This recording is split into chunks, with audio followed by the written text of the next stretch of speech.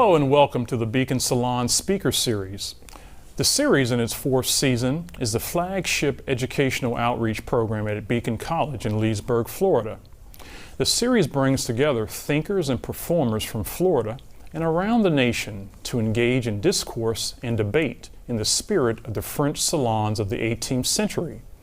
Beacon College is America's first accredited college or university dedicated to educating students who learn differently. Foremost, however, Beacon is a rigorous liberal arts school. The school is ranked by U.S. News & World Report as a top college in the southern region. The Salon Speaker Series honors its duty as an institution of higher learning to uplift, spark engagement, and sow seeds of conversation and discovery in our community. In this installment of the Speaker Series, we salute Black History Month with an enlightening retrospective of the hand that former Africans have had in shaping this country. Men and women of African descent have been key protagonists in the story of American democracy. Black people developed and defended New World settlements, undermined slavery, and championed freedom throughout the hemisphere from the 16th through the 20th centuries. African descended people contributed to every facet of American history as explorers, conquistadors, settlers, soldiers, sailors, servants, slaves, rebels, leaders, lawyers, litigants, and you get the picture. That epic sweep of history is chronicled brilliantly in American Founders, how people of African descent established freedom in the New World, authored by our esteemed lecturer for this installment, Dr. Christina Proenza-Coles. Dr. Kohls is an independent scholar and author. She has been a lifelong student of American culture and history while living and working in Miami, New York, Havana, and Charlottesville, Virginia. She served as an assistant professor of the Atlantic World African Diaspora at Virginia State University from 2004 through 2011. Dr. Proenza-Coles earned a bachelor's degree in psychology from Swarthmore College and holds a dual doctorate in sociology and history from the New School for Social Research. Please stay with us after her talk for a Zoom Q&A when you can ask her questions. There's still time to register for the webinar. Visit beaconcollege.edu/salon and navigate to the Speaker Series icon. Now, the Beacon Salon Speaker Series is proud to present Dr. Christina Proenza-Coles. Thank you, Daryl. I'm so pleased to be here tonight. I'm a big fan of the Beacon Salon Series, and I'm a Floridian, so I'm doubly excited to be here. In fact, it was growing up in South Florida that led me to write American Founders in the first place. My dad grew up in Miami. He immigrated from Cuba in the 1940s, and my mom grew up in Savannah, Georgia. They met at the University of Florida. When I was growing up in Miami in the 1970s and 80s, it was still very much a southern town, but it was also a growing center of Latin culture. I was born and raised in Coconut Grove, which is Miami's oldest neighborhood and one that was built by Bahamians in the 1890s. So I grew up very conscious of and curious about how these Caribbean and Latin and Southern roots interconnected. And as I studied American history and the history of the Americas at large, what I found is that Florida is truly a founding place and a crossroad in the story of the New World. The story, of course, begins in 1492, the year that Columbus set sail with his 3 caravels from Spain and Africans in his crew. Written accounts describe the captain of the Nina on that first expedition, Alonso Pietro, as Negro. In 1494, on Columbus's second voyage, the crew established what will become the New World's first planned colonial town, La Isabela in Hispaniola, what is today the island of the Dominican Republic and Haiti. And excavations of the La Isabela site have shown that at least 7 of the individuals buried there have isotopes from West Africa in their tooth enamel. So archaeologists believe that these are remains of Africans, and historians believe that these Africans were free. So because we now know that there were Africans and Europeans on Columbus's ships, we can say that European American history and African American history began at the very same moment. We also know, with this and lots of documentary evidence, that Africans preceded the English in the Americas by a century. So this is not too surprising if you consider that Spain and North Africa are separated by 8 nautical miles, and also that North Africans occupied southern Iberia for about 800 years between 711 and 1492. This is a map of Spain and North Africa from 1200. By the 1400s and 1500s, there were lots of African-descended people living in Spain, especially its port cities. Some joined the multicultural ranks of enslaved people already living in Spain. The Spanish, who had once themselves been enslaved by conquering Romans, continually had enslaved communities living among them, which included slaves from the Mediterranean and Central Europe. You may already know that the word slave comes from the word Slav, referring to enslaved Slavic Europeans. And you probably already know that slavery was practiced throughout history, throughout the globe. From the beginning of human civilization in ancient Sumer and Mesopotamia, where about 50% of the population was enslaved, to classical Greece and Rome, to the ancient civilizations of Africa, Asia, and the pre-Columbian Americas. Back then, slavery had nothing to do with race. It was governed by the rules of war and the rules of religion. But back to 1500 Spain. This on the left is a portrait of Juan de Pareja, made by the famous Spanish painter Diego Velázquez. Pareja was technically Velázquez's slave, but also studied painting with him. He was freed and he had a successful career as an artist in his own right. Pareja's painting hangs in museums around the world today, and here's an example of his work on the right, which hangs in the Prado. You can see the portrait of Pareja in the Metropolitan Museum of Art in New York. So not all slaves in Spain were Africans, and not all Africans in Spain were slaves. Some were painters, priests, lawyers, surgeons, even knights. Some enslaved people in Spain sued for their freedom and won. For example, Ursula and Johanna both were Afro-Spanish women who sued for their freedom in Valencia courts and won in the 1490s, setting in motion the precedent of freedom suits that would be brought to the New World. So if you know that many people of African descent were living in Spain during this time, then it's not surprising that in the 1500s, people of African descent were part of virtually every exploratory and military mission to the New World, from Columbus to Cortez to Pizarro. African descended people accompanied and sometimes led these expeditions to settle the New World. Take, for example, Esteban Gomez. He was an African descended explorer commissioned to lead a mission to the Hudson Valley in New York 80 years before Henry Hudson. The Spanish originally described this region as land of Esteban Gomez on early maps, as you can see on the top here. See also here, right above the Florida Peninsula, the land of Ayon. Ayon was a Spanish planter and slave owner in the Dominican Republic who wanted to start a colony in North America. In 1526, he brought 600 Spanish colonists and maybe 100 enslaved African men and women to what is today eastern Georgia. The colony was a disaster. Ayon died, as did many of the colonists. But before those who survived returned to Hispaniola, the enslaved Africans mutinied, fled the colony, and settled with the native population in Georgia. So that means that the first permanent Old World settlers in what will become the United States were not the English at Jamestown, but rather were African men and women who liberated themselves. Men and women of African descent accompanied all of the expeditions and settlements of the New World as slaves, soldiers, and settlers. Some were all three. Take, for example, Juan Valiente, aka John Brave. Valiente was technically the slave of a Spaniard living in Mexico. And by the way, Africans outnumbered Europeans in many parts of the colonial Americas, from South Carolina to Peru, and in Mexico until about 1810.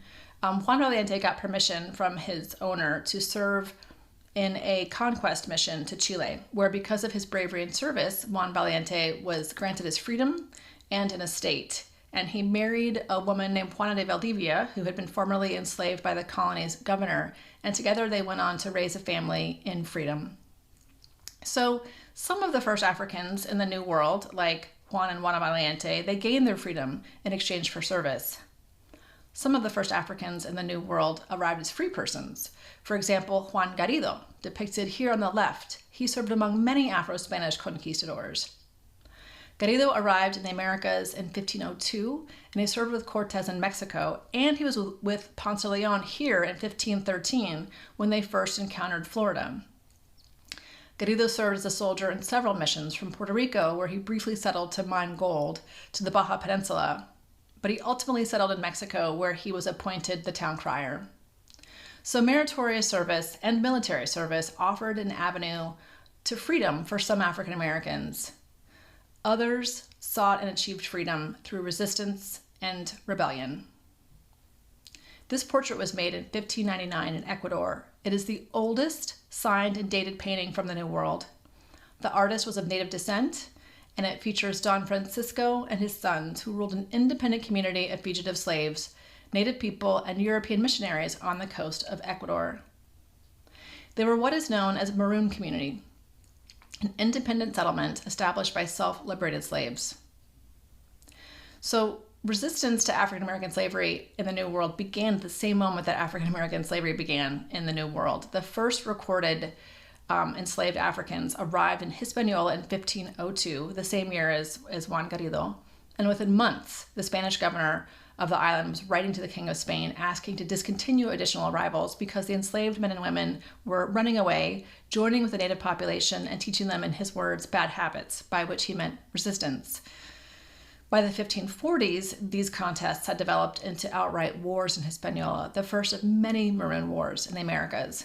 And the Spanish spent considerable resources resisting attacks from African freedom fighters like Lemba, whom they described as very knowledgeable and very able, and Juan Vaquero, a name which translates as John Cowboy, because, by the way, many of the first cowboys in the Americas and here in Florida were of African descent.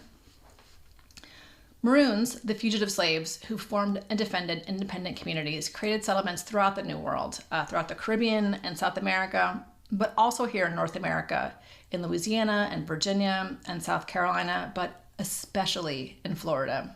As we just saw in eastern Georgia, Maroons were the first permanent transatlantic settlers in this country 80 years before Jamestown. Florida offered sanctuary and autonomy to fugitive slaves for centuries and essentially became a Maroon state. St. Augustine was founded by the Spanish, including Afro-Spaniards, in 1565. In fact, soon after its founding, the Spanish recorded the first Christian marriage in territory that will become the United States. The marriage was between a Spanish soldier from Segovia and an African woman named Luisa de Abrego.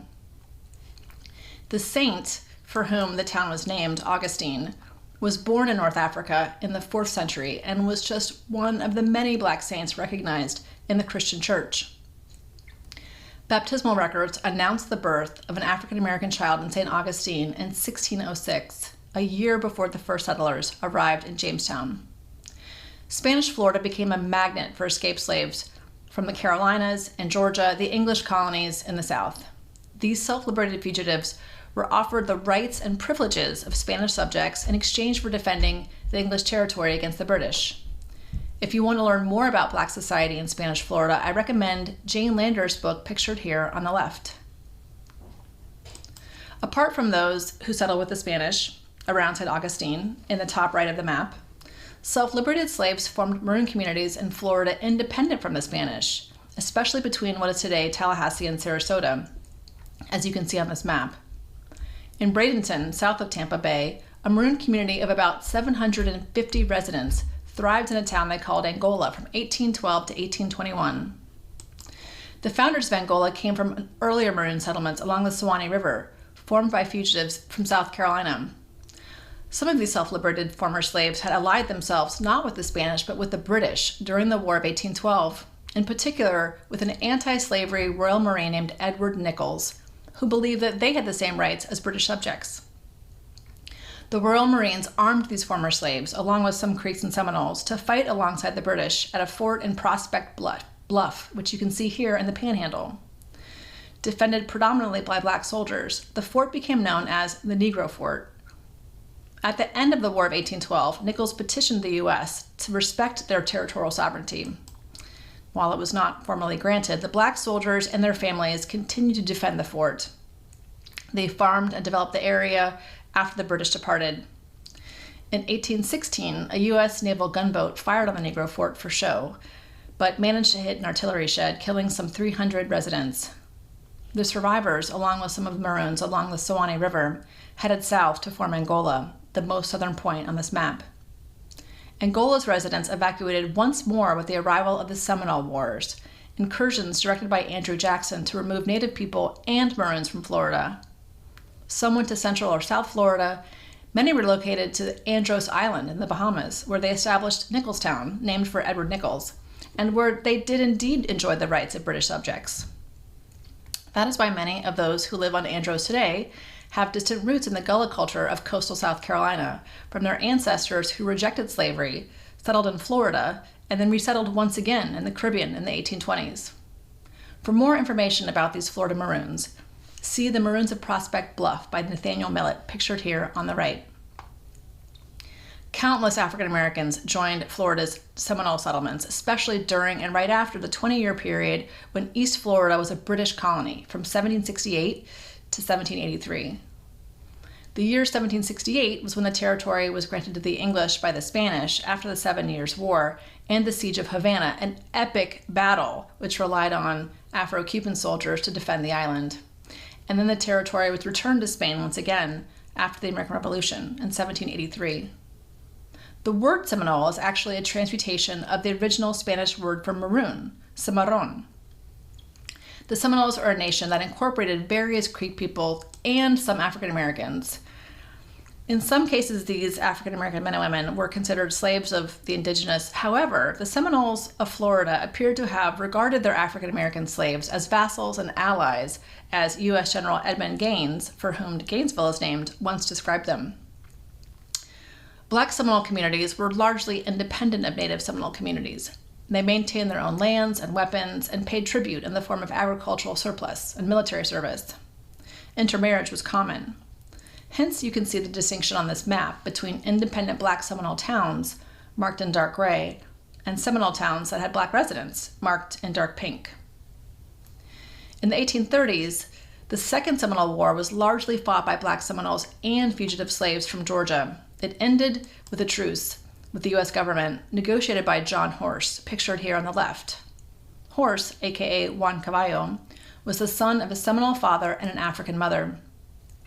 After traveling to Washington, D.C. to negotiate the treaty to end the standoff, he relocated to the West. Diana Fletcher is pictured here in the center. Her father had been born into slavery in Virginia, but moved to Florida where he fled his master and married a Seminole woman. Fletcher's mother, however, died on the Trail of Tears that forcibly relocated Native people out west, and Fletcher was adopted by a Kiowa family in Oklahoma.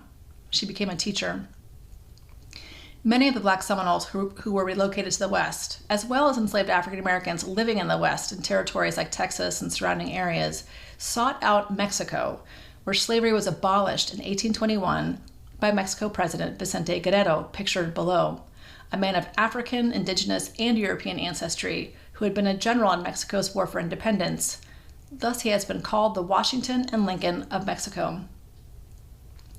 Many Black Seminoles and their descendants stayed in the American West and served in the U.S. Armed Forces.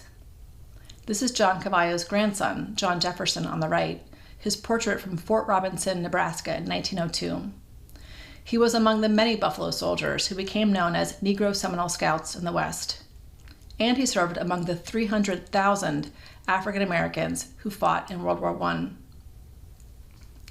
Maroons in Florida had been on the U.S. government's radar since the founding of the nation. When the American Revolution broke out, many enslaved African Americans had escaped to Florida, and the presence of a large population of free and armed African Americans in Florida prompted George Washington to engineer the newly United States' first domestic treaty, the 1790 Treaty of New York. Article 3 nominally required Creek and Seminole people in Florida to return fugitive slaves. This speaks to the significance of Florida's Maroons, but it did little to reduce their independence because, as we've seen, Black Seminole and Maroon communities increased substantially during the 19th century and were formidable soldiers during the War of 1812, the Seminole Wars in the following decades, and as Black Buffalo Soldiers in the 1880s. See the website johnhorse.com on the bottom left of the slide for more information. The point is, enslaved people began fighting for freedom since the very beginning of New World history. This is a partial list of uprisings for freedom, mostly from the 1700s. I couldn't get any more on one slide, so I focused on the 18th century for the visual. The very first recorded slave revolt took place in the plantation of Christopher Columbus's son, Diego Colón, on the island of Hispaniola in 1522. And throughout the 1500s, there were multiple uprisings in Puerto Rico, Panama, Cuba, Mexico, Honduras, Peru, and Venezuela. Colombia experienced 4 slave revolts in the 16th century, the last of which involved some 4,000 individuals and took a full year to quell. In Virginia in 1676, in Bacon's Rebellion, black and white servants and slaves took up arms for freedom. Many historians now see this as an anti-colonial revolt against the British and for freedom a century before the American Revolution. Just as Nathaniel Bacon had offered freedom to servants and slaves in exchange for their military service against the English, so too did Spanish officials in Florida. While Bacon's initiative was suppressed in Virginia, in Spanish Florida, African Americans who took up arms against the English were granted freedom and property. In 1683, an Afro-American militia was officially established to help defend Spanish territory from the English. This was the first black militia in what would become the United States. Spain relied on black militias throughout the Americas. Spain's European rivals and their pirate proxies, and by the way, a good number of pirates were of African descent, such as Biscayne Bay's infamous Black Caesar, for whom Caesar's Creek in the Florida Keys is named. These rivals stimulated the arming of Afro-Spaniards throughout the hemisphere. And there's a roster from 1673 that lists some 2,000 African-descended soldiers serving in Central American infantries. A royal order describes these black soldiers as persons of valor who fought with vigor and reputation. Black militias were formed in Hispaniola, Mexico, Puerto Rico, Panama, Venezuela, and Colombia, in addition to Florida. In many cases, these militias were called upon to subdue Maroons, but in Florida, the Afro-Spanish soldiers were Maroons. Here is the site of the Black military fort and free black town, Fort Mose, the little square right of the larger square in the center. Another thing I like about this map is that it gives you a sense of how connected Florida and Cuba have always been. When the British occupied East Florida for those 2 decades before the American Revolution, the Spanish and Afro-Spanish residents in St. Augustine resettled in Cuba. The prospect of additional Afro-Spanish soldiers was a principal reason why, in 1693, Spain's Charles II offered sanctuary in Florida to fugitive slaves arriving from English colonies. The Spanish government freed these individuals, granted them homesteads, and endorsed the election of black political and military leaders. In the 1730s, the Spanish officially transformed this de facto Maroon community, Fort Mose, and recognized its free black leader, Francisco Menendez. Menendez was a man who had been born in West Africa and successfully escaped slavery in South Carolina. He made it to Florida, where he became a captain in the Spanish militia.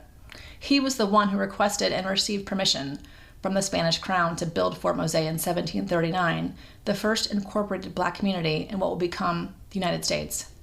An event which may have helped to foster South Carolina's Stono Rebellion later that same year. In South Carolina, by 1708, people of African descent were a majority.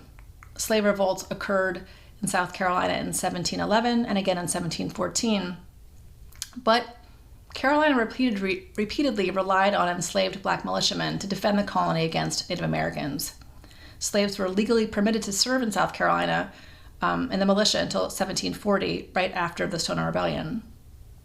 In 1715, during a series of attacks by Native American Federation that came to be known as the Yamasee War, South Carolina officials raised a militia composed of 40 black men and 600 white men to defend the colony.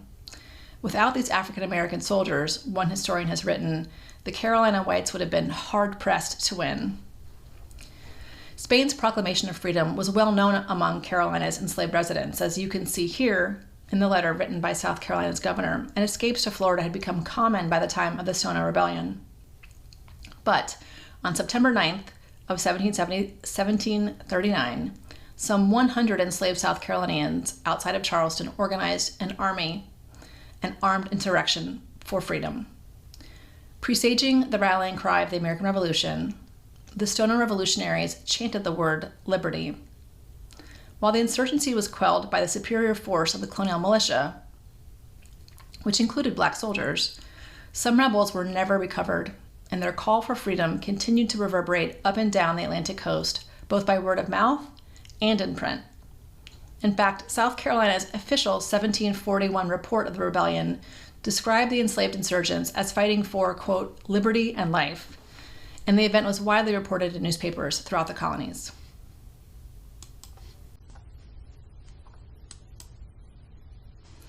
I see events like these as declarations of independence that preceded Thomas Jefferson's.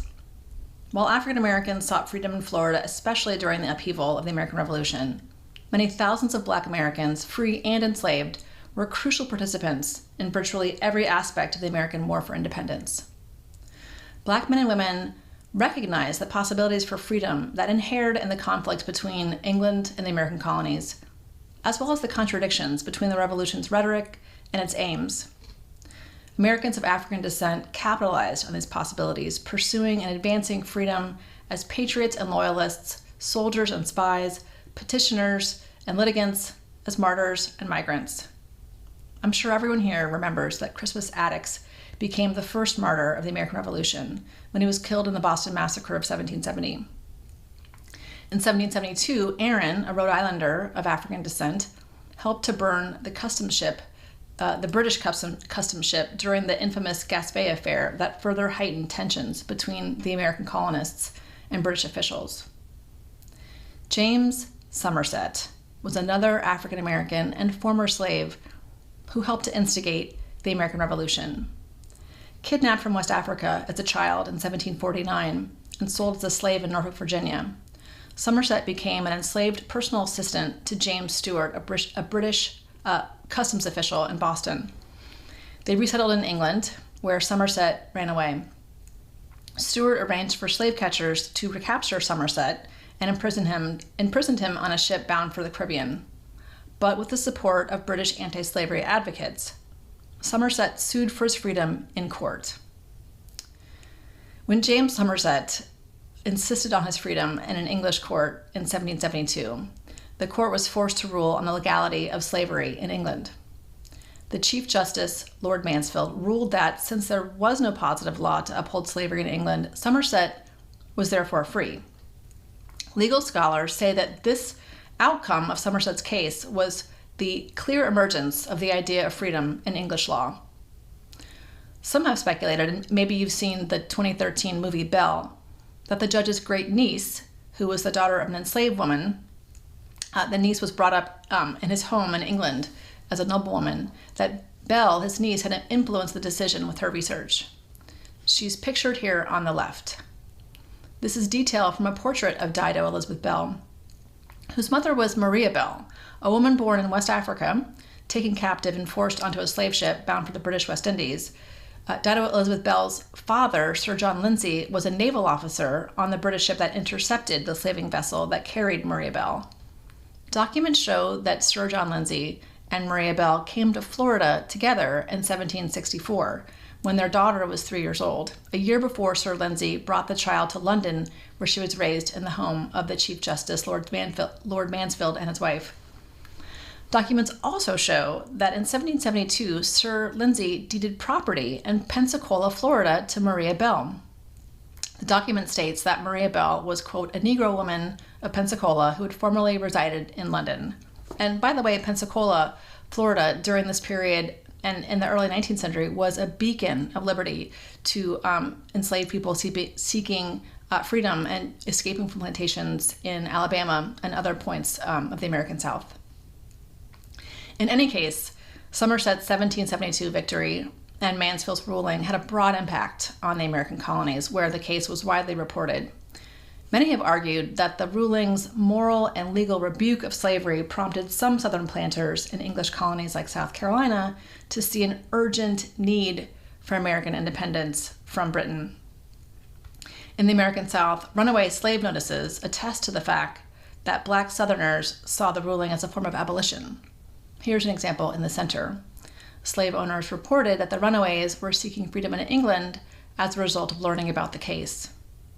In Massachusetts, during this period, enslaved African Americans wrote 3 petitions to the legislature arguing for their freedom, pointing to the Somerset case as precedents. On the far right is one of the early drafts. These events paved the way for the American Revolution, but once you get to the American Revolution, you can see the profound ways in which African Americans shaped that struggle for freedom from start to finish. Once the American Revolution broke out, at least 5,000 Black men chose to seek and defend freedom by enlisting in patriot armies and militias. Tens of thousands of enslaved Americans sought freedom by fighting alongside and evacuating with the British. James Armistead, pictured left, was an enslaved Virginian who got permission to serve as a double agent for the Patriots. Pretending to be a runaway slave, he infiltrated the camps of Benedict Arnold and Lord Cornwallis and risked his life to bring the information back to General Lafayette. Many have observed that Armistead's bravery and intelligence were crucial to the American victory at Yorktown. In fact, the service of enslaved Patriot soldiers and sailors prompted Virginia legislators to pass a Manumission Act in 1783 to free enslaved veterans because, in the words of the act, they had, quote, contributed to the establishment of American liberty and independence. Afro-Cuban and Afro-Mexican soldiers and officers served alongside the Patriots in the Florida Panhandle under the command of Louisiana's Spanish governor, which is not surprising since we already know that Black men served in Spain's American militias since the earliest times, as they did in the Portuguese, Dutch, French, and English colonies in the Americas as well. Haitian soldiers fought alongside the Patriots during the Siege of Savannah. The portrait on the right is Henri Kristof, who was among them. Kristof went on to help lead the Haitian Revolution that helped to establish the first free republic in the Americas. The success of the Haitian Revolution inspired abolitionists throughout the hemisphere, and the resettlement of Haitian refugees directly shaped communities around the U.S.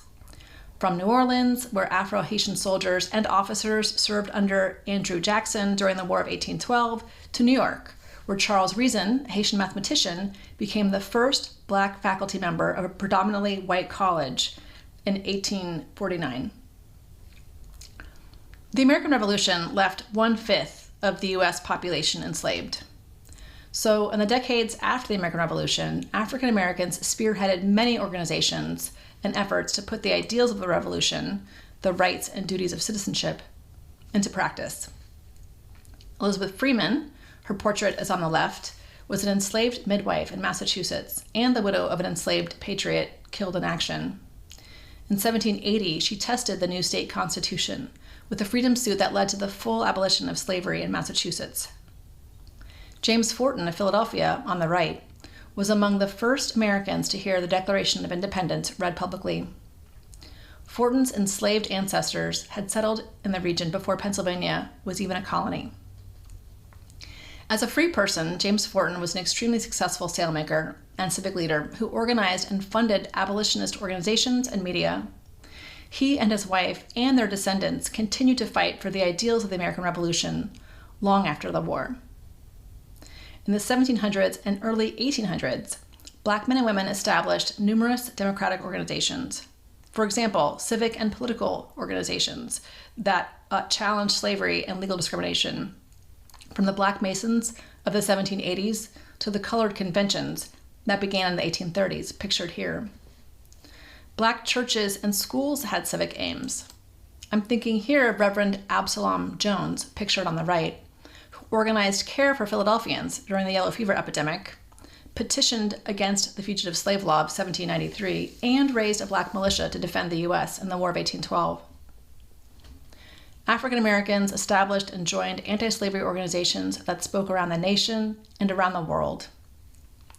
See the remarkable stories of the Ramond family of Massachusetts, descended from a Black Patriot veteran, his granddaughter, Sarah Remond, here on the far left, challenged segregation in a Boston court in the 1850s and won.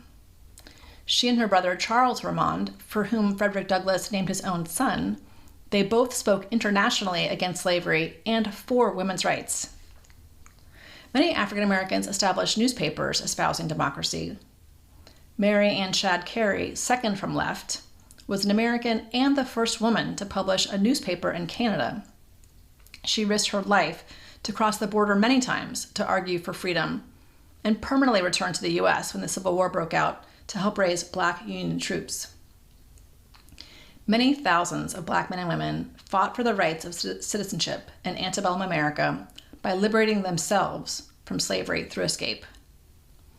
This is Anne Maria Weems in the Cap.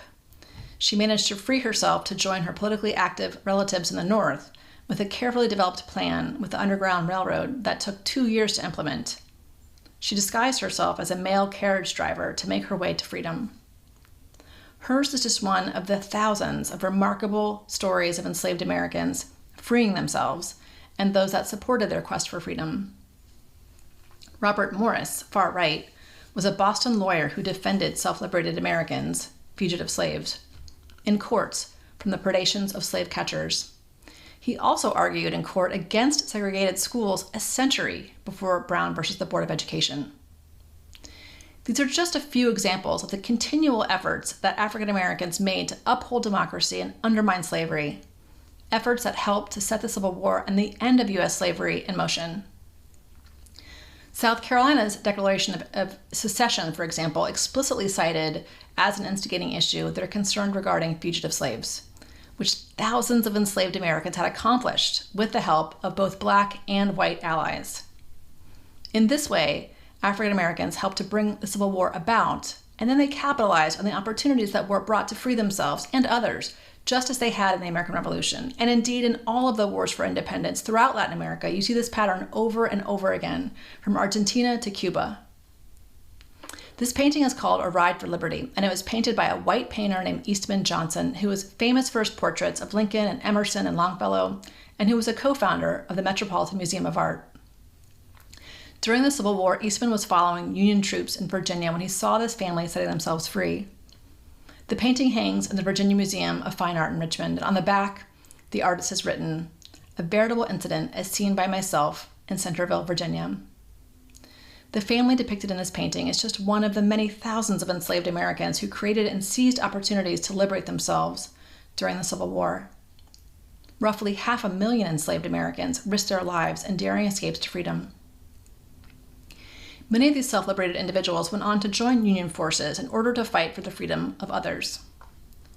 200,000 Black Americans served the Union officially as soldiers, sailors, and surgeons.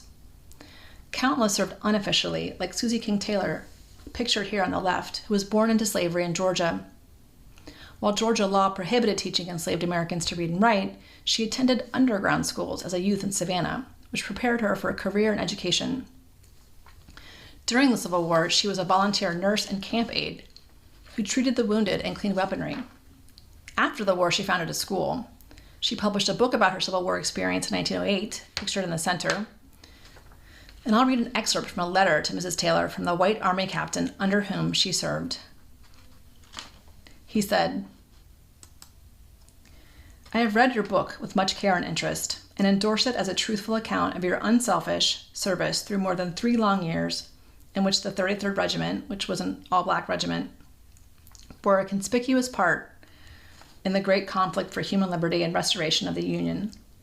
I most sincerely regret that you are debarred from having your name on the roll of pensioners as an Army nurse, for among all the number of heroic whom the government is now rewarding, I know of no one more deserving than yourself." We could also talk about the remarkable service of the former slave-turned-spy Mary Bowser, or Harriet Tubman, who was the first woman in U.S. history to lead an army raid, a raid which liberated some 800 Americans, and which the tactics of which, like the tactics of Mary Bowser, were publicly praised and emulated by Union generals. You may know the story of Robert Smalls, pictured on the right, an enslaved man who commandeered a Confederate ship in Charleston, became a Union Navy captain, and returned to South Carolina, where he was elected to the U.S. House of Representatives. Less well known is the story of William B. Gould, a story documented in his memoir, which was published by his great-grandson, a professor of law at Stanford, in 2002. William B. Gould was an enslaved plasterer from Wilmington, North Carolina. He's seated here in the center. In 1862, he and 21 collaborators freed themselves from plantations in a dangerous 26-mile escape along the Cape Fear River and boarded a Union gunboat in the Atlantic. Gould served in the U.S. Navy for the next 3 years. All 6 of Gould's sons, pictured here standing, followed their father into military service. 5 defended democracy in World War I. 1 served in the Spanish-American War among the many African-American soldiers who served alongside Roosevelt's Rough Riders to help liberate Cuba from Spain. African Americans continued to serve the nation well after the American Civil War, and I'll wrap up with just a small sample of these remarkable American founders and patriots and innovators.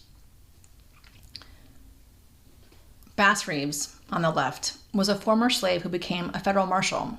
His exceptional horsemanship and marksmanship and the remarkable details of his record, which were celebrated in late 19th century, early 20th century newspapers, have led some historians to argue he was the original inspiration for the Lone Ranger. Alexander Miles, in the center, was awarded a patent for automatic elevator doors in 1887. Elisha Otis is often credited with inventing the elevator. His was steam-powered, so Miles's electric elevator system was key, and an historian of technology has recently put it, quote, "The inventions of Otis and Miles made elevators the safe and efficient means of transport we use today." Lewis Latimer, on the right, was also an engineer and inventor, and a Civil War veteran. He was the son of parents who had famously liberated themselves from slavery in Virginia. When his parents arrived in antebellum Boston, slave catchers tried to reclaim them, but they collaborated with anti-slavery activists to get a petition with over 14,000 signatures prompting Massachusetts to create the Latimer Law to protect fugitive slaves. Their son, Lewis Latimer, was a prolific inventor who, among many other things, developed long-lasting carbon filament for the electric light bulb and worked closely with Thomas Edison. On the left is Dr. George Franklin Grant. He was a Harvard-trained dentist and professor who not only innovated dentistry, but also patented the modern golf tee in 1899. In the center is George McJunkin, who was a former slave and a bilingual cowboy who discovered a fossil in New Mexico in 1908 that revolutionized archaeology. On the right is Sadie Tanner Moselle. She came from a prominent family of free Black Americans. Her grandfather was an anti-slavery activist and newspaper editor, her uncle a world-famous painter, her aunt a renowned physician, and in fact, the first woman to pass the Alabama State Medical Examination. The list goes on. Sadie Tanner Moselle earned a PhD in economics in 1921 before earning her JD and establishing one of the first husband and wife legal firms in the country. She defended the rights of Americans in court and created legislation to protect their access to public accommodations in the 1930s. Percy Julian, on the right, was an exceptionally talented chemist and businessman and the grandson of former slaves from Alabama. His invention of glaucoma medicine in 1935 is now considered among the top contributions in the history of U.S. chemistry. Mary Mcleod Bethune, pictured left, you've probably heard of. The daughter of former slaves from South Carolina, she founded a college and several businesses here in Florida in Daytona Beach. She was an astute political leader and stateswoman who led voter registration drives, faced off with the Klan, and worked with the administrations of both FDR and Truman. As the historian Martha S. Jones has put it, quote, "Bethune's devotion to equality would outlast the mobs in her way. For half a century, she led a vanguard of Black American women who pointed the nation toward its best ideals." And finally, permit me to single out Ada Thomas on the far left, a nurse who succeeded in organizing her colleagues to pressure the U.S. to let Black nurses serve in World War I and during the Spanish flu epidemic of 1918. Dr. Matilda Evans, far right, was a surgeon who advanced public health in South Carolina, not only as a physician and surgeon who was sought out by patients of all races. She established numerous organizations, including a hospital, a nursing school, clinics, recreational facilities. She volunteered in the Medical Service Corps of the U.S. Army during World War I. The group photo is just a handful of the Black nurses who volunteered to join the 1 million African Americans who served in World War II. African Americans who performed acts of heroism from Dory Miller at Pearl Harbor to D-Day, where the wounded medic Waverly Woodson continued to treat hundreds of others under heavy fire. The color image is Kizzy Corbett, an immunologist from North Carolina who played a key role in developing the coronavirus vaccine. To her left is Dr. Ruth Easterling, who earned her MD from Tufts in 1921 and became a renowned pathologist who researched tuberculosis and served as the director of laboratories at the Cambridge, Massachusetts City Hospital. In summary, before 1820, 3 times as many Africans arrived in the Americas as Europeans. This means that before the 19th century, most Americans arrived in the New World as slaves. However, despite the fact that enslaved men and women were denied rights, to say the least, they were Americans nonetheless, and they and their descendants played essential roles in American history at every turn. Despite extraordinary obstacles, African American men and women resisted slavery and championed democracy at every opportunity, served and sacrificed in every military engagement of the United States and throughout the Americas, cultivated businesses and schools, pursued professions and political careers, advanced medicine and technology. We will not fully understand American history until we understand that it is fundamentally intertwined with African American history. Also, we must recognize that this history is not solely a story of oppression, although racism is a continuous and very dangerous current, a lethal force, as we have seen over and over again this past year, against which Americans of African descent have to contend. Yet despite the persistent and pernicious forces of racism, Black men and women have been the principal architects and founders of our nation and have continuously risked their lives to encourage the U.S. to live up to its founding ideals. Americans of African descent have been innovators and pioneers, visionaries, and scientists who have made enormous contributions not just to American history, but to humanity. Thank you, Dr. Proenza-Coles, for that fascinating excavation of America's buried history.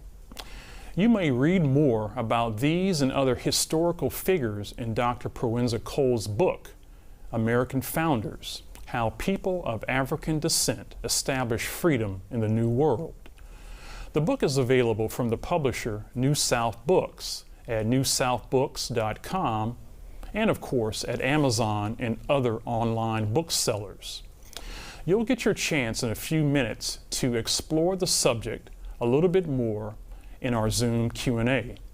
But first, I've told you a bit about Beacon College already, but if you love someone with a learning difference, you might be wondering, why Beacon? Glad you asked. Watch.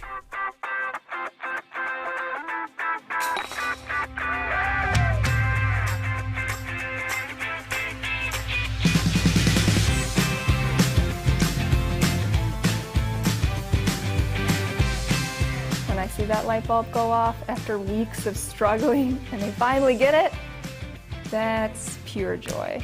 At Beacon, I learned how to learn.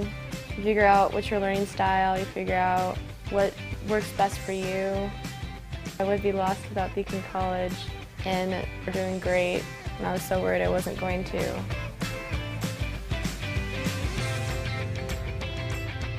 With such small class sizes, I learn who my students are very quickly, and more importantly, I can identify when they're having problems. So instead of waiting weeks or never for them to get the help that they need, here it allows me to be very proactive in giving them the help that they need, even if they don't even think they need it.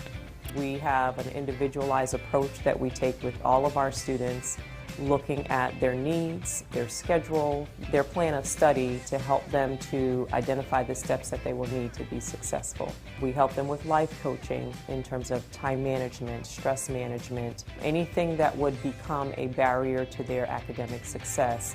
Our learning specialists are working with those students to break down those barriers, to make them more available to learn the things that they need for their career.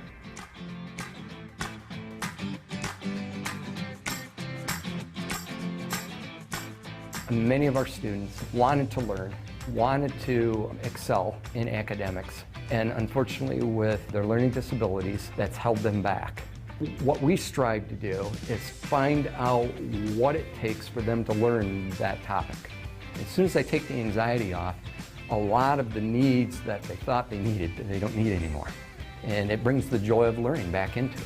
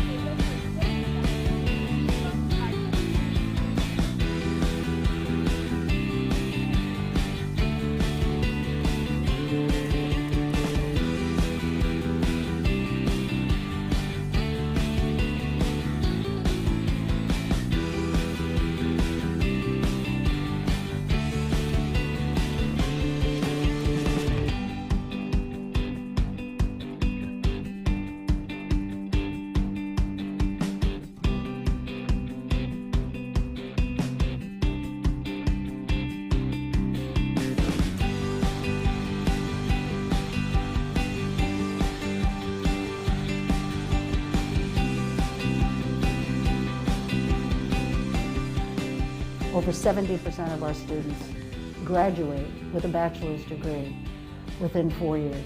If you compare that to the national graduation rate for students, it's closer to 39%. So I think that's remarkable for this population of students that really struggles with learning. So it means that the supports we're giving them, the resources that we provide, we're accomplishing our goals because we can see them progress each step of the way and move towards graduation and internship and a job.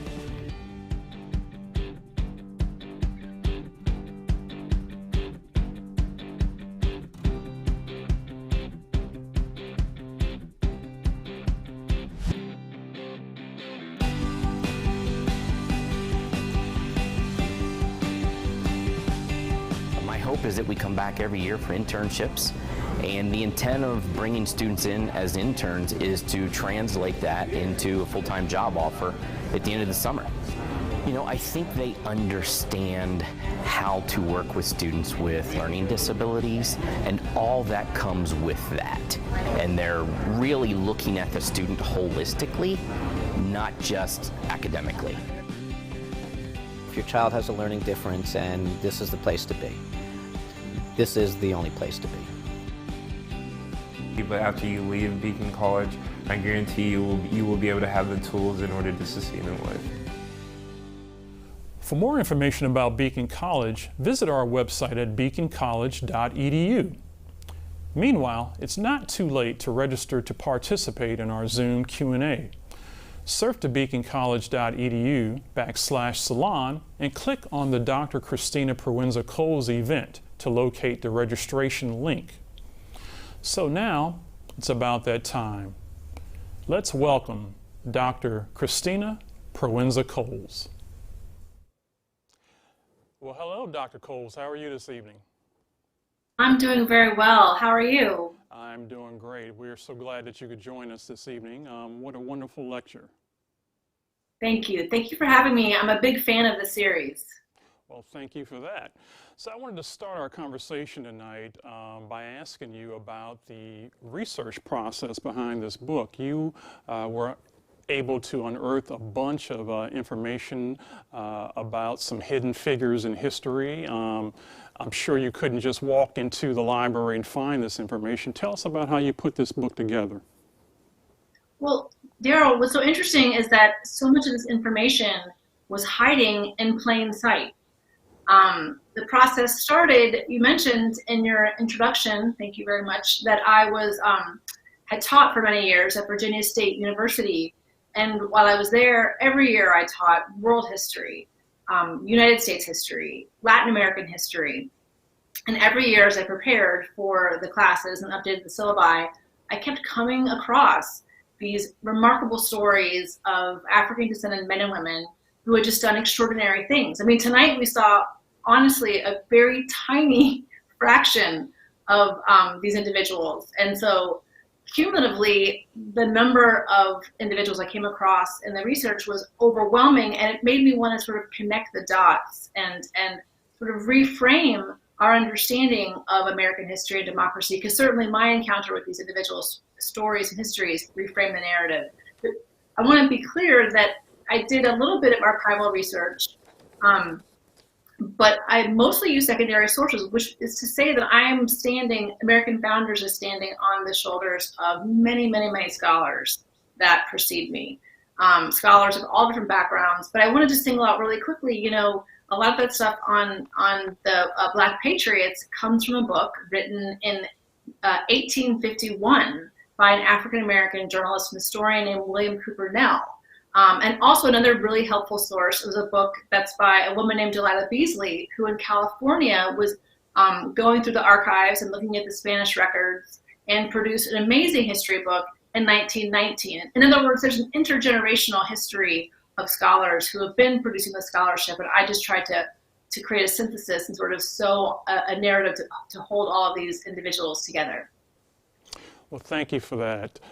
Let me go to Ron. Do we have any questions yet, sir? All right, well, I'll get the ball rolling then. You note in your book, American Founders, that, quote, history has too often been misconstrued as something based on purity, when it is in reality based on interaction. Many of us have been conditioned to think of Americans in binary terms, black or white, slave or free, north or south, us or them. But as it turns out, we are, and always have been, completely intertwined, unquote. Now, back in my journalism days, I penned something different, similar, noting, quote, in its resonant sweep, the U.S. history of blacks is a patchwork quilt of subjugation, anticipation, desolation, liberation, jubilation, segregation, humiliation, expectation, and exaltation. The story of us, and by us, I mean us Americans, unquote. Yet this month, we are celebrating Black history, and for good reason. Black history still largely remains segregated from the tableau of American history. So here's the question, Dr. Proenza-Coles, why, by and large, does American history regarding blacks remain distilled to cotton picking and shout outs to a handful of cherry-picked heroes? Well, and I think at the base, the hardest thing for most Americans to grapple with is that we are a nation that is fundamentally founded on democracy and slavery. That those are two very contradictory and irresolvable institutions, yet that is how the nation was founded. And I think that we have had a difficult time in trying to come to terms and to even fully understand those contradictions. So I think that in many ways, the way that American history, United States history, because also, as you see with the presentation, I think about, the United States is very much part of the Americas at large. So there's a larger American story there, and it is certainly one that has been shaped by slavery in all corners of this hemisphere. I think that it is a really difficult story to tell. And as I mentioned in the presentation, slavery has existed across the globe since the beginning of human civilization. And as I said, that it was traditionally justified by the rules of war and the rules of religion. In other words, foreigners and infidels were considered legitimate slaves. However, when you get into a situation in the New World where you're enslaving people who are no longer foreign-born and who are Christian, that kind of logic will no longer hold water. So the way I understand it, part of the history of the Americas and trying to sort of justify that contradiction between the development of slavery and the development of these Republican ideals, democratic ideals, is to create this, for the first time in world history, as far as I understand it, kind of ideology of race to try to justify these contradictory institutions. So that the way that the history was written, as well as a lot of the institutions and the massive amount of violence that was required to maintain these systems, led to a history that wasn't always focusing on the most sort of violent and disturbing parts of our shared history, and instead were more celebratory or kind of nationalist. But I think that now, as we kind of, I for one believe, and as I tried to indicate in the presentation, as you said in the beginning of the question, our histories are interconnected. So I hope that going forward, Americans can recognize that we have a lot more in common than divides us as we try to understand this complicated history. And to recognize that I think that we make a mistake when we completely reduce African American history only to the story of slavery. I think that we've agreed and shown that it's a much more complicated story. And also to recognize that enslaved Africans and their descendants played incredible roles and important roles as Americans pushing our history forward. And I just want to close with the thought that, as we think about the institution and the role of slavery and discrimination, which I feel like we often attribute to African American history, I think it would be very useful to think about European American history and white American history as very important agents in this system and in this history. Thank you for that, Dr. Proenza-Coles.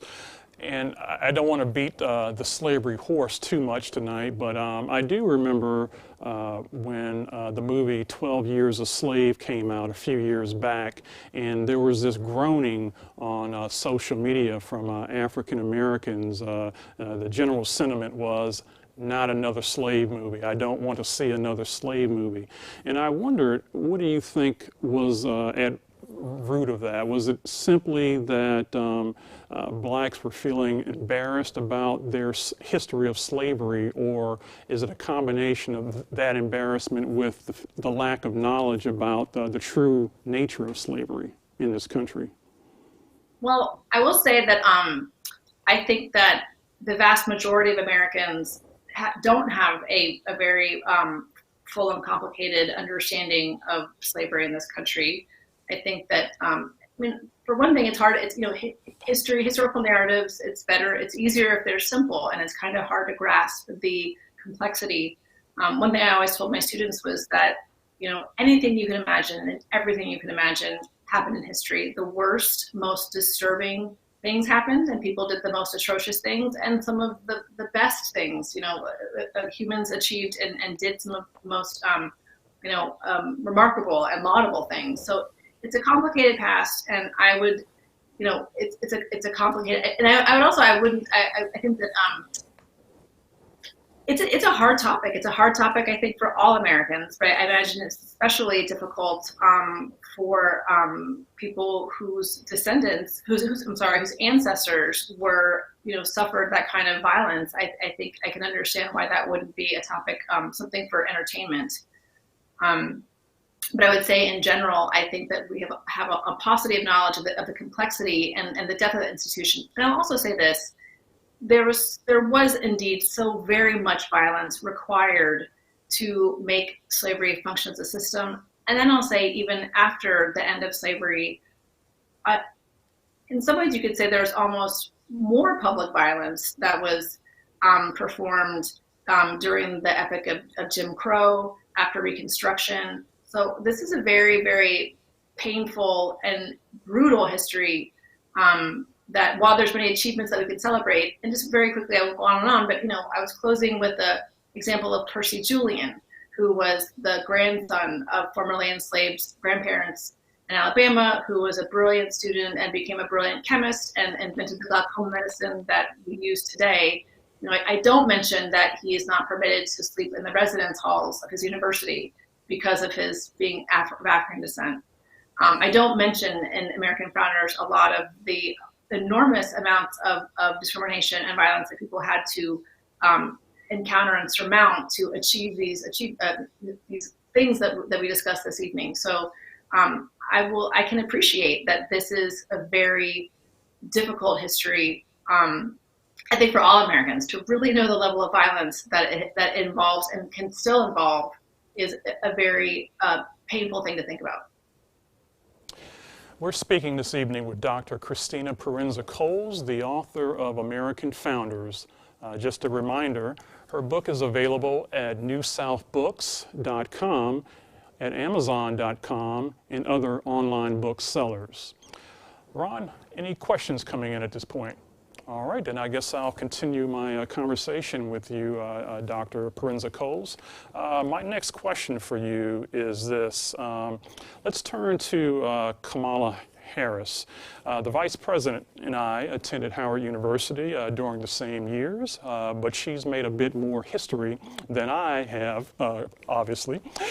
So the question is, how much of that history owes to the pioneering politician Shirley Chisholm, who died 16 years ago in Central Florida? Well, Shirley Chisholm obviously was an incredible pioneer, and I think that she made it a particular effort to, I obviously identify as an African-American woman. It was part of her politics, but she made a very overt effort to indicate that she was a champion for the rights of all Americans.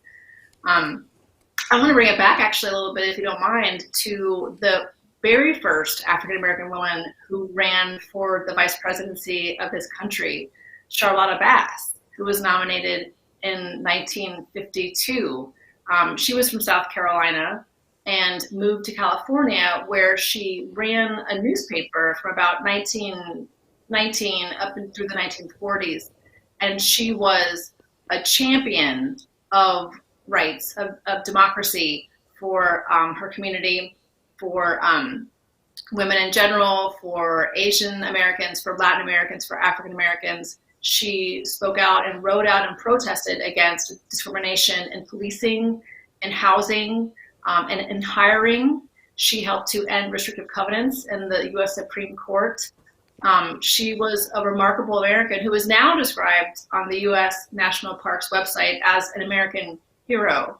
So there is a longstanding tradition of African-American women involved in politics who champion the rights and help us to try to realize the best ideals on which the country was founded. Your chapter, 20th Century Afro-American Freedom Fighters, unearths heroes behind the Niagara Movement, which was the forerunner of the NAACP, and my favorite author and poet, Langston Hughes, among others. But those featured in this chapter predate 1950. So I'm curious whether you think athletes like Jim Brown, Kareem Abdul-Jabbar, Muhammad Ali, and more recently, Colin Kaepernick are channeling that legacy as freedom fighters. Oh, I think there's no question about it. But if you'll permit me again, part of the interesting thing of doing this research is that I could always find antecedents. You'll notice that in American Founders, I never say the word first because I could always identify a predecessor. So if I could go back to before the American Revolution, to what some have described as this country's first professional athlete and first, athletic hero, there was a jockey named Austin Curtis. And this was during a period of time when we were British colonies, and horse racing, quarter races in particular, were the national sport. They were the spectator sport. They were what people betted on. And it was actually quite an integrated community in terms of the spectators. But I will say that most of the jockeys were people of African descent, and in Austin Curtis's case, he was enslaved. But among the things that's interesting is that he had quite a bit of power. So as one of the top, if not the top jockey, horse groomer, horse trainer in Virginia, he had quite a bit of power and was actually a co-manager with his owner of the stables. And in fact, during the American Revolution, Austin Curtis foiled an attempt by British generals to take horses, which were a very valuable commodity during the American Revolution. He managed to hide a bunch of horses, and for that patriotic maneuver, he was granted his freedom. But this is just to say that athletes of African descent and enslaved athletes have since literally the founding of the country, have been using their platform and their sport to fight for freedom. Excellent. Thank you, Doctor. Seems like we have a question from the viewers. Ron? Why do you think black scientists, educators, lawyers, etc. are not noted in history books taught in our school system, as well as how much blacks have contributed to develop America as well as the rest of the world? If I could quote another historian, David Blight, after the American Civil War, the South lost the war, but they won the memory about the war. In other words, there was a way in which United States education and popular culture sort of told stories about who we are and where we came from. And there were alternate voices. There were alternate historians who were writing. There were, as we've mentioned a few times in this program, there were white collaborators who were supporting these efforts for democracy that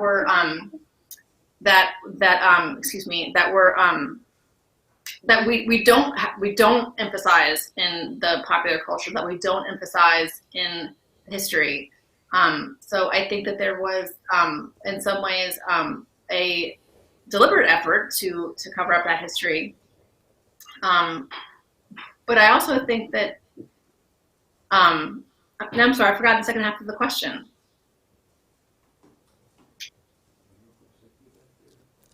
You got it, Ron? Yeah, so just why aren't they noted in the school system? How much blacks have contributed to developing America and around the world? And so as I've said, I think that there's been a real, in some ways, there's been deliberate ways in which we've shaped textbooks. But what I also wanted to mention, that's part of my train of thought, is that sometimes when I was doing the research, I would find books that were written for young people. So there would be biographies of scientists written as children's books, which is important.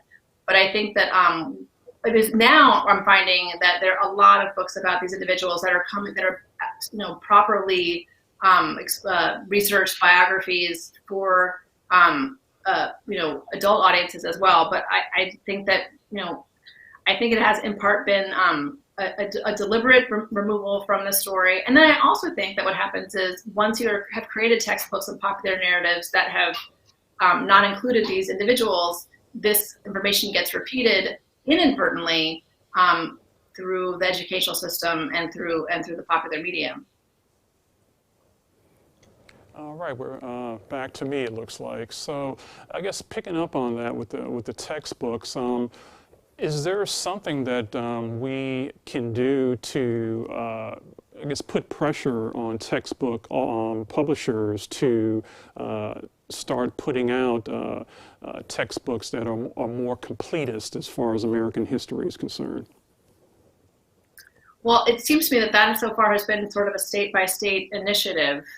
I am happy to say that in my experience as an educator and as a parent, I am finding that, in my opinion, things are changing for these younger generations. I came up in an educational system where I was taught that African Americans stepped onto the stage of U.S. history as plantation slaves in the 1800s in the South, and they stepped onto the stage of politics in the 1950s during the Civil Rights Movement.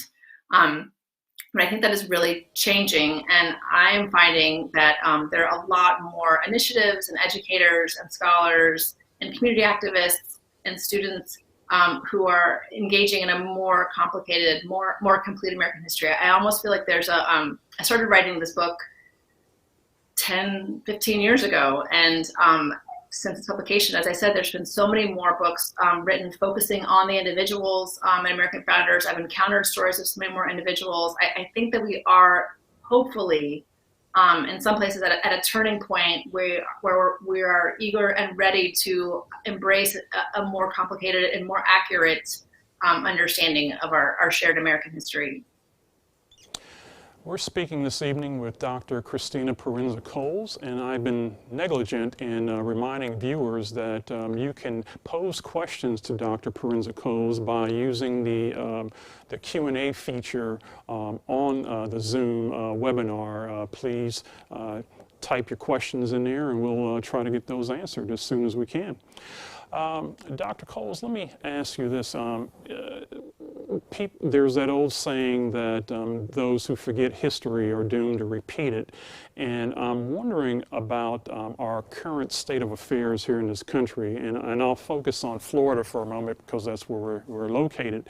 But back in the early 20th century, Florida unfortunately racked up some really horrific numbers when it comes to lynchings and that sort of thing in this country. And now we're seeming to see a resurgence of hate groups here in the country, and Florida, again, is a leading state for that. What do you think is behind this resurgence of hate in the United States? I think it's actually not unrelated to the phenomenon I was describing about a growing number of educators and students and people in the general populace who are willing to and interested and eager to embrace this history. Often when I give book talks about American founders, people say, I didn't know this history. I wish I did. So I think that as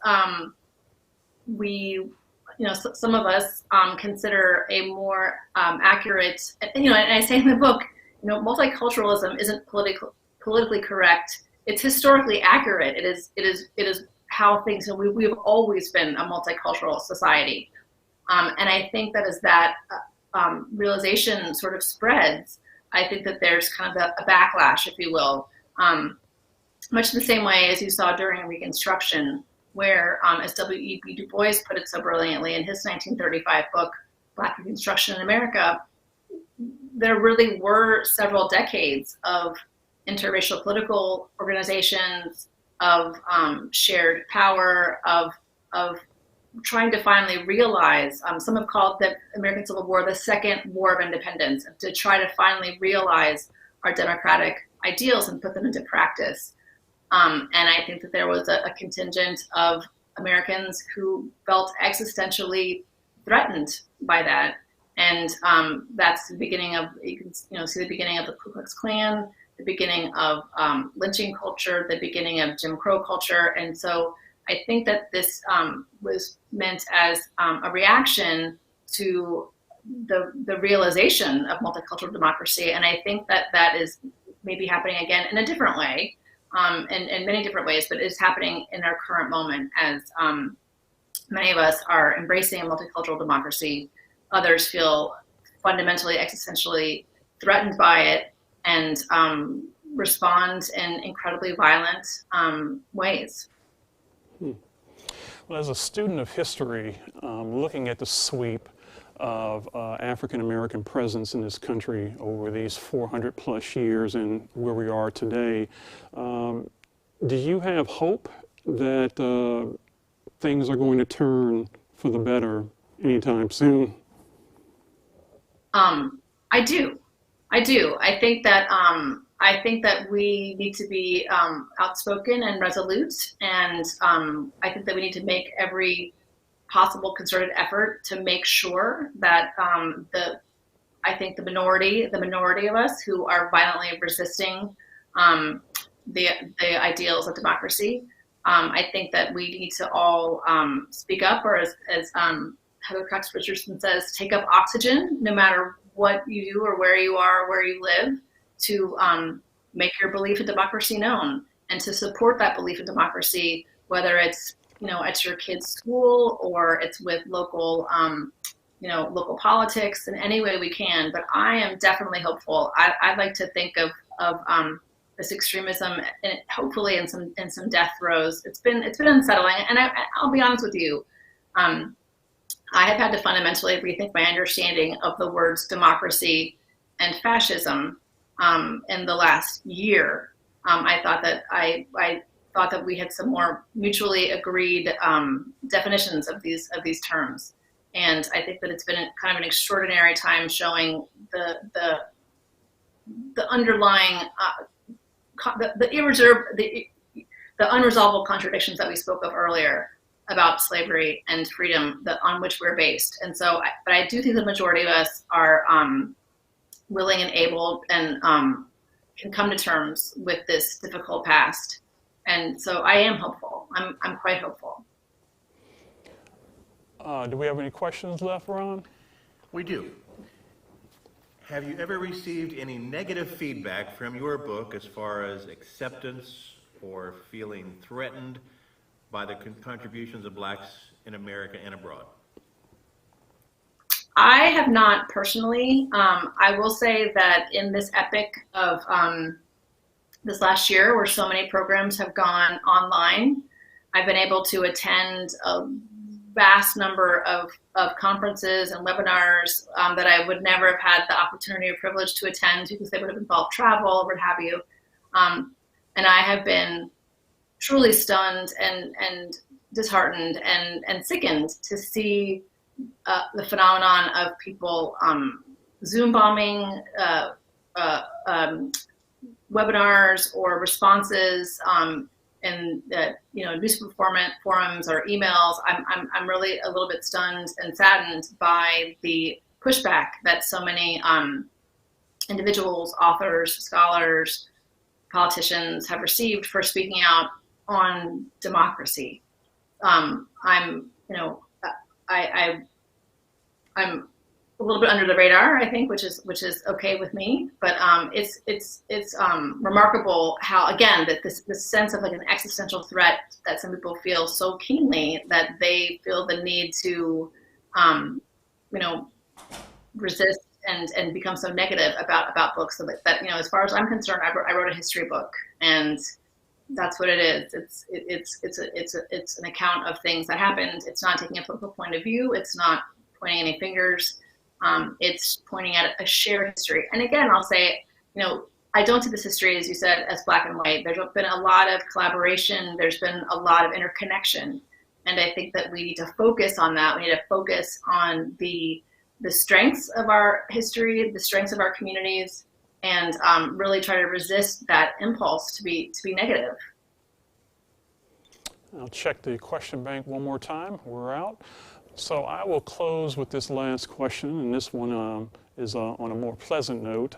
After doing all the research that you conducted, Dr. Proenza-Coles, was there one standout figure for you?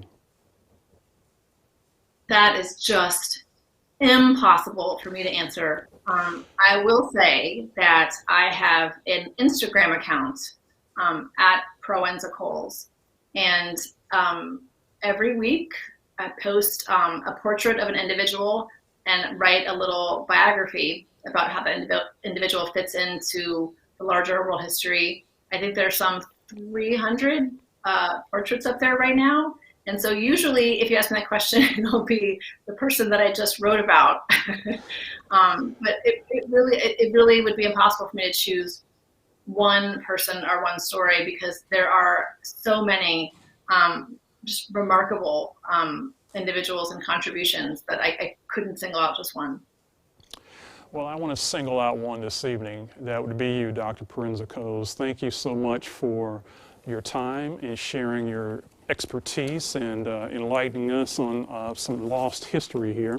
And I want once again to encourage our viewers to purchase her book. It's American Founders, and you can find it at newsouthbooks.com, Amazon, and other online booksellers. So once again, Dr. Christina Proenza-Coles, thank you so much for enlightening us this evening. Thank you. It has been such a pleasure to be with you all tonight. I really appreciate it. Thank you. And for those of you who are Beacon Salon Speaker Series fans, I want to remind you that our next program is next month. It will be featuring Brendan Byrne, and it's called Are We There Yet? And it's not about driving along with your children in the back seat to your next vacation destination. It's a program looking at America's push to get to Mars. And it's actually quite timely given that we just landed a rover on Mars. So I'm looking forward to that particular program, and I hope that you'll tune in to watch it with us. So for the Lakefront television crew and Ron Red, our audiovisual master, I'm Daryl Owens. Thank you so much for watching the Beacon Salon Speaker Series. Good night.